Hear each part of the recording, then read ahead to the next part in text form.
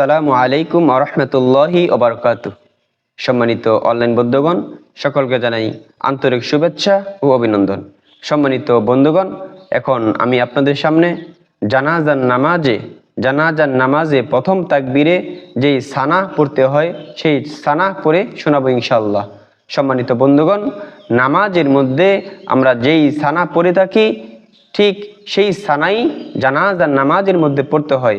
শুধু শেষের আয়াতের আগের আয়াতে একটা অতিরিক্ত আয়াত যোগ করতে হয়। এই আয়াত হচ্ছে ওয়াজাল্লা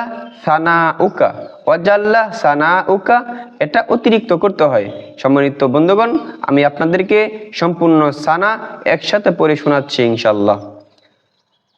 সুবহানাকাল্লাহুম্মা ওয়া বিহামদিকা ওয়া তাবারাকাসমুকা ওয়া তাআলা জাদ্দুকা ওয়া জাল্লা সানাউকা ওয়া লা ইলাহা গায়রুক।